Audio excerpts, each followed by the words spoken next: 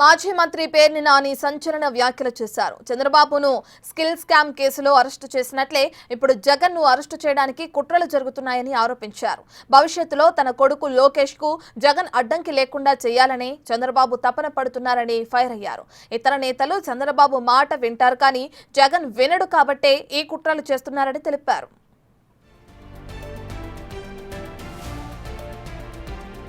Liquor scam పై SIT ఏర్పాటు చేయగానే 1,00,000 కోట్ల అవినీతి జరిగిందని ప్రచారం మొదలు పెట్టారన్నారు.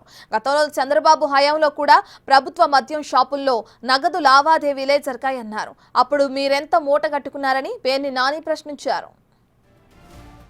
చంద్రబాబు నాయుడు గారిని స్కిల్ స్కామ్లో ఆన్ రికార్డు పట్టుకుని 57 రోజులు లోపల ఉంచారు కాబట్టి మనం కూడా బాగా లోపలుంచేయాలి, పార్టీ నిర్వీర్యం చేయాలి, మళ్ళీ వైఎస్ఆర్ కాంగ్రెస్ పార్టీ నుంచి మనకి ఎదురు లేకుండా చేసుకోవాలి. తద్వారా కొడుక్కి జగన్మోహన్ రెడ్డి గారి చేత అడ్డంకి లేకుండా, మిగతా వాళ్ళకైతే ఏదో ప్యాకేజీ మాట్లాడుకోవచ్చు కానీ జగన్తో అది కుదరదు కాబట్టి ఏదో రకంగా అడ్డంకి లేకుండా జైల్లో పెట్టి తద్వారా పార్టీని లెగలేకుండా చేయాలనేటువంటి వీళ్ళందరి సామూహిక కుట్రలో భాగమే రోజు వీళ్ళు వండి వార్చేటువంటి వార్తలు.